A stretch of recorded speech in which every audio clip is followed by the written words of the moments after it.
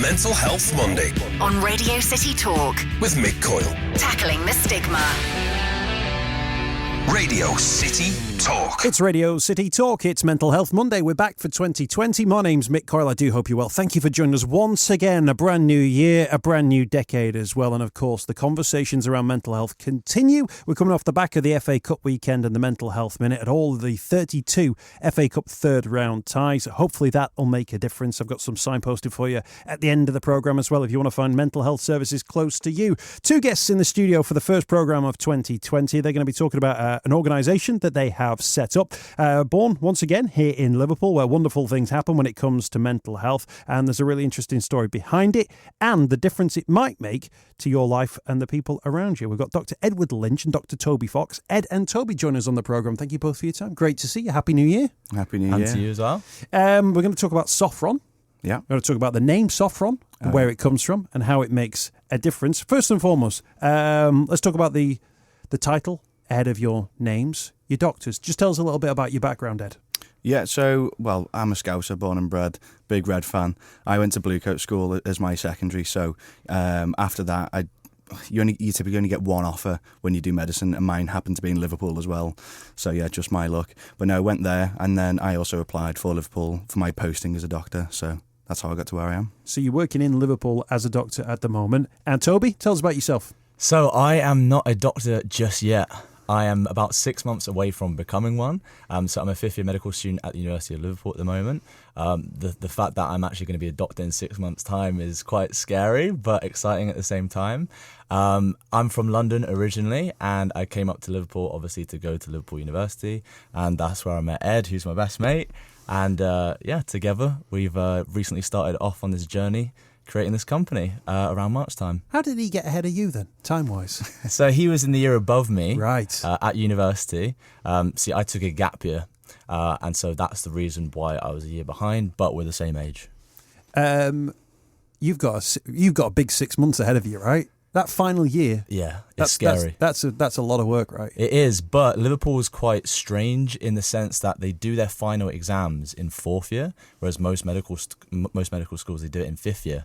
So we basically did our final exams last year, so that's all done and dusted, and now we can kind of relax a little bit. Now it's just about going to placement and learning the more practical side of things, rather than having everything so much focused on learning about the theory. So when I went to university, this is way back, you kind of specialised in a particular field and you picked something you were interested in, and then by the end of it, that's where your qualification came and your accreditation and so on and so forth. We're talking about mental health, but presumably you guys have been, when you've been studying and learning and looking at becoming doctors, you've looked at everything and anything when it comes to how the body works. Yeah, oh yeah. Yeah. I mean, the thing is, when you're at university, it's strange. You do psychiatric placements, but you're looking really at people who clinically have a strong diagnosis of, say, paranoid schizophrenia or bipolar disorder, and you're typically seeing inpatients, whereas we know actually in the community that there's so many more people who suffer from mental health problems, and I think perhaps that's something that medical school across the nation could improve on, where we assess people's mental health more broadly rather than just typically inpatients. It's interesting. Was mental health something which you were kind of big on before you went into your studies? Was it something that you became aware of more and more as part of the work you were doing and the training you were receiving? So I've always been really interested in psychology and philosophy too, ever since a really young age. And so when I went to university to do medicine, straight away, mental health, psychiatry, that just struck a chord with me. When I would go to psychiatry placement, when I would speak to all of the doctors there, you know, when you just click with someone because you're sharing this commonality, this interest that you have for psychology, and straight away I was like, right, I know that this is the field that I want to go into. So yeah, that's kind of, well, I want to become a psychiatrist, and how it works is after you finish medical school, you do your first 2 years as a junior doctor before you then decide whether or not you want to do medicine, surgery or GP. Then after you choose medicine, as I would choose in my case, you then do a few more years of basic training, and then after that you choose which speciality you want to go into. In which case, I would choose psychiatry for myself. So it's a long road until you actually and you're also become a launching consultant psychiatrist. this new project as well, which is going to take up a great deal of your time. You've got a busy 6 months. Sounds like you've got a busy Work-life few balance. years Exactly. after that. Yeah, I imagine, absolutely. In terms of yourselves as well, I understand there was a close friend who took their own life as well, which must have brought so many of the conversations you'd had, the textbooks and the training that you had must have really brought back that absolutely to the fore, and the realities of mental health. So, I mean, unfortunately, it was a lad we've known quite a few years. We met him in school. Well, I met him in school. Now he moved down to Bristol, so he's a top student, doing really well. Completed 3 years at university, then went on to do a master's, and he was doing so well in his dissertation that the university actually said to him, "Look, we're going to give you a distinction straight off the bat, without you having actually submitted it yet," which apparently is a very, very rare process.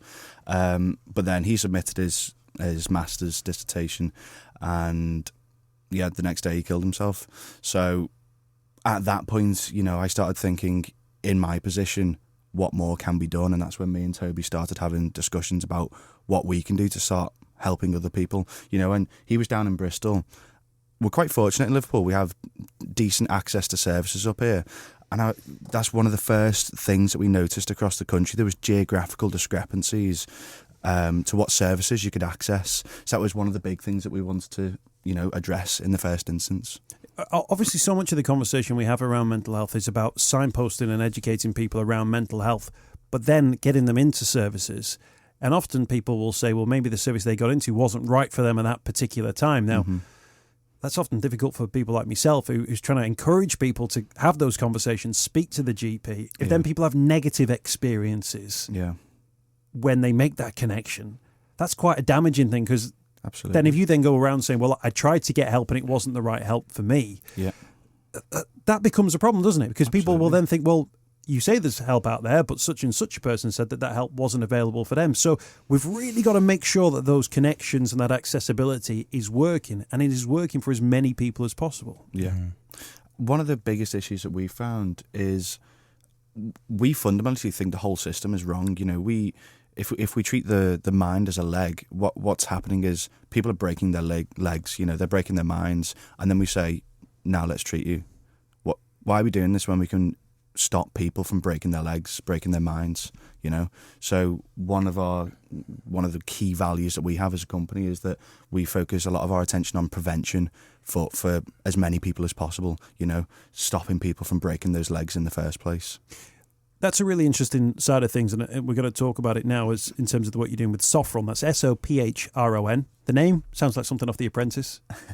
Yeah, it does. So the name comes from a Greek word, and the Greek word is sophrosony, which basically describes an individual who has a well-balanced mind. And when someone has that as a characteristic, it brings out other very good characteristics in the individual. So that's the Who knew that? You know what? I saw someone post that word, like a screenshot of the dictionary on my Instagram. Right. I thought, that's an interesting word. And it was exactly the same time we were trying to think up a name for the company. And so we took sophrosony. I looked up the different kind of derivations of it, and then Sophron popped up. We thought, you know what? It fits perfectly. Let's go with that. Yeah. So Sophron is the name of the company, the parent name of the company, but the app which we're in the process of developing at the moment is called Life. That's L-Y-F-E. L-Y-F-E, yeah. Easier to get a trademark and copyright on that, right? Yeah, okay, I'm well with you on that one. In terms of prevention, if you look at something as specific as suicide, and then you think, well, when you talk about the prevention of suicide, there seems to be so much work that goes on to, can you encourage somebody maybe to call the Samaritans? But then if you jump a step back from that, can you get them to the point where they tackle maybe a depressive ongoing episodes maybe? If we take a step back from that, can we get them to recognise potentially when those episodes might be about to start? When we talk about preventative work, how far back down the chain can you have to create a life full of wellness that doesn't go down those pathways? Or when it does go down the pathways towards stress and anxiety that might lead to depression and eventually potentially a suicide. How do we stop that at source? How do we begin to pinpoint that, because that is a wholesale change, isn't it? And, you know, from a physical point of view, we're talking now about eating healthier, breathing in fresher air, exercise, so that when you're talking about the cancers and the obesities, those things never get chance to get going in the first place. Yeah. Where can you start when it comes to mental health? How far back down the line can you start? I mean, from babies, really, isn't it? You know, childhood, education, parenting, all has a massive impact on any person's, you know, upbringing. And that's where a lot of issues can stem from. You know, we see patients quite a bit who have troubled childhoods. But I think one of the key things is actually educating people about what they can do. Because a lot of people, you know, we talk to people all the time who, apart from fitness, diet and nutrition, and, you know, maybe meditation, people don't really know how would they go looking about their mental health or even their physical health, but, you know, especially mental health. People don't really know what they're supposed to be doing. Does it require like a revolution? We talk about the FA Cup minute that happened this weekend, where people might go, oh, I might read up on that, and some people might read up on it. Other people might go, oh, that wasn't for me, or, well, it was only a minute, so what do you want me to do with it? Is it something that is easily trained in people? When people do see things or understand or be taught how to spot mental health, are you finding that they're open to it, that they suddenly go, oh, right, yeah, that makes sense now. This is something I can bring into my life? Yes, but then going back a step, talking about, like, is a revolution needed? So a trend that we're seeing at the moment within healthcare, within medicine, is that whilst historically speaking, we've always operated from what's called a deficit model of healthcare, in the sense that someone might have a health of -8, and as healthcare professionals, we're trying to move them up to a -2. Well, what we're trying to do with Sophron, with Life, and what we're seeing as a general shift happening at the moment is a shift from a deficit model of health to an optimization model of health, where instead it's actually about moving someone from a +2 to a +8. And this is all very much akin to positive psychology. And positive psychology as a discipline has only been around for 20 years or so. I think it was like 1998 where it first came out, and was introduced by this guy, Martin Seligman. And basically what positive psychology is about is it's trying to undergo the scientific study and work out how we can ensure that individuals and groups of people thrive and have fulfilling lives. So the reason the medical profession is in the first scenario, almost the plate spinning scenario, where, you know, someone's starting to wobble a bit, but you can get them back on track, but eventually, you know, they're going to start, you know, wobbling again. Is that born out of necessity? Is that born out of lack of resource? Is that born out of, well, this is the way the medical world has always looked at things? You know, that shift to the optimization model, I think you said. It's definitely a cultural shift, yeah, isn't it? Is that about people just deciding that we're going to do things differently from now on? It's difficult, isn't it? Because a lot of our population, we do have an ageing population, and they still have not fixed mindsets, but sometimes people are less open to new ideas, and trying to implement what is essentially a culture shift can be really difficult. Yeah, and then just to add to that as well, especially with mental health, look, there's so much stigma around it that as soon as you've got some information which might be useful to an individual, straight away people get their defences up. They don't want to know, especially if they don't have a mental health condition. But even if they do, people don't like to think that they have something quote unquote wrong with them. And so creating this shift is very hard. But then what we're seeing at the moment is, and this is really interesting, people are consuming the educational content in very different ways compared to how they did historically. Historically speaking, they get it from books, universities, and now what we're seeing in this modern age, people are consuming content through the likes of YouTube. And so as a company, we feel really strongly about creating this shift through education, and that's why as a company 50% of our profits go towards developing educational programs to create a grassroots approach to health and well-being in schools. The three main domains of health, let me get this right, Ed: biological, psychological and social. You smashed it. Health. That's it. Do I get like a degree for that? No. What's social health? Social health. So that looks at, so you got social determinants of health, and this can be anything from your socio-economic background, so where you live, the sort of job you have, the lifestyle that you live. It covers pretty much anything in between your physical health which is, your body composition, what you eat, and from your psychological health, and anything between sort of falls into that social health category. Yeah, environmental health also kind of overlaps with that category because, if you live in a neighborhood which is just horrible to live in, that's obviously going to have an impact on you.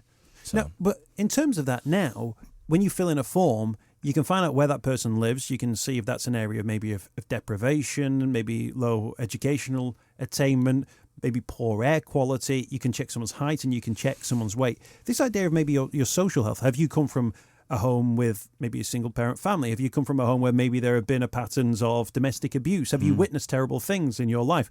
Absolutely. When we start asking those questions, they almost seem like we're kind of gegging in on someone's private information. But actually, from what you've said there, it's almost a suggestion that information might be quite important to spot potential signs of problems in young people. Absolutely. The thing is, a lot of people won't want to open up to that information. You can ask those questions, but typically we could only it would only be right to ask those questions if we had a certain rapport with that person. Sure. And I think it's all about how appropriate that question is, in that it's got to be in the right setting and it's got to be asked in the right way. So I think if we can do it, and typically friends, one of the biggest things about mental health for me is simply asking someone, are you okay, and asking why again. If they give a bit of information, just ask, appropriately, ask again for a little bit more information. That can really help. You guys obviously are looking at this from a technological point of view, because we're in the modern era now where technology is so crucial as well. But I guess you guys are aware of it's not an hypocrisy as such, but that balance you've got to strike between making it a technological solution when so much of it appears to be a human connection. Human connections between people that can make that difference. How are you looking, Toby, to strike that balance? Yeah, so building on that point that Ed just mentioned, when it comes to social health, I think everyone understands that you need to have relationships in your life in order to have that aspect of social health dealt with.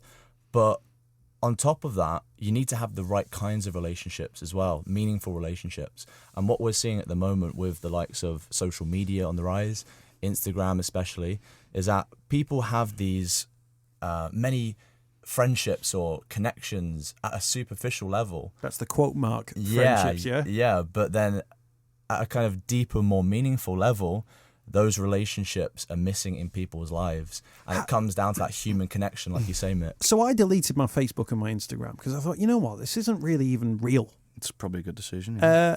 But then I thought, what is that conversation with somebody who finds a great deal of fun and interest, or perceived fun and interest, in a Facebook account, and they've got 3,000 friends and they can find out what they're all up to?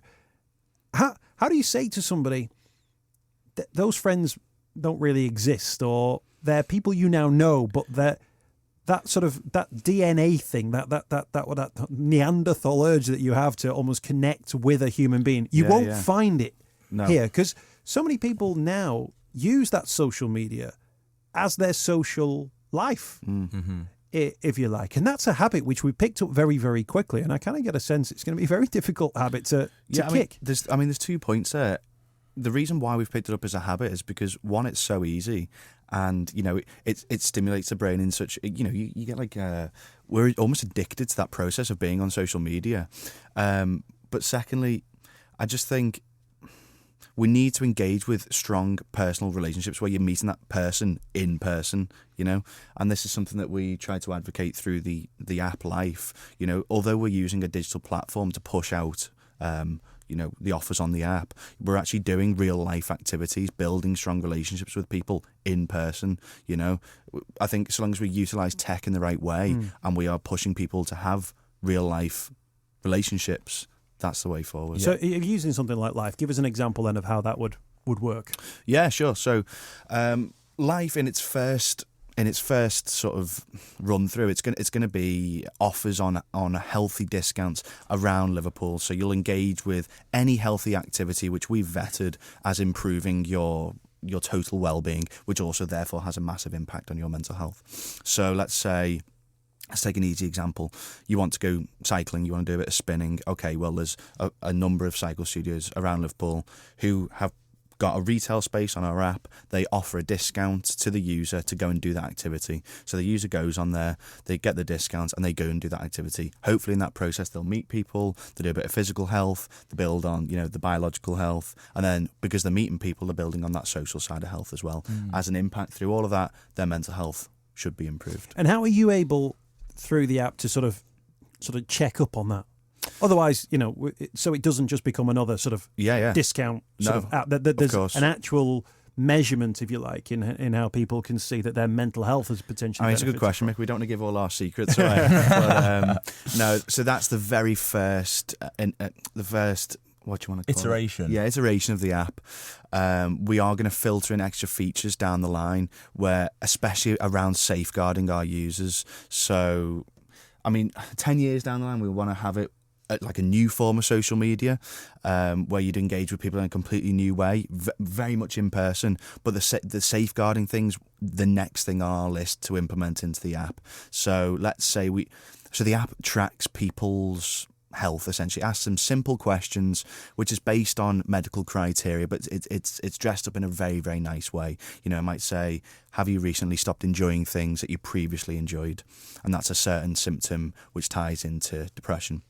And through these, it asks you questions every day, every other day. And through that tracking of those questions, we can sort of get a picture of people's mental health, people's physical health. And then through that, we can appropriately refer them to services across Liverpool. Yeah. I'm just going to ask you a question here. At what age should a child be exposed to technology, screen technology, phone technology? I think I know how you're going to respond to this one. Have you seen an article by any chance? Yes, I have. I think it's a fascinating article, and I think it throws up an issue now in a world where, and I've talked about the habit of picking up Facebook friends, the habit now of throwing an iPad in front of a child of 18 months. You can buy attachments that attach to prams now, and you can put on a little arm that just puts an iPad down in front of a child's face. And I know you got strong thoughts on this. We saw. We'll come back to that article in a second. But the other day I saw a child in hospital who had a book in front of him. He's probably 4 years old. He had a book in front of him, and he attempted to swipe to turn the page as if it was an iPad. I was just like, my word! Yeah. That just shows, doesn't it? Of course, but the same thing happened when I saw a kid at Alton Towers. Somebody took a photo of him. The kid grabbed the camera to look at the image on the that was being taken, but it was a proper camera. Right. So it didn't have a screen on the back, and it wasn't. Right. And he was like, "What's this? Absolute nonsense." Well, have you seen the monkeys taking selfies in like Bali and Thailand? Yeah. They can use phones nowadays. Yeah, I've seen the pictures. But so that article, not terribly happy with that. Yeah. Words were sort of misconstrued slightly. It's miscommunication. Yeah. I called you Tobias for a start. It's difficult, isn't it? Because how do you measure? So the gold standard of medical evidence is something what's called an RCT, a randomised controlled trial.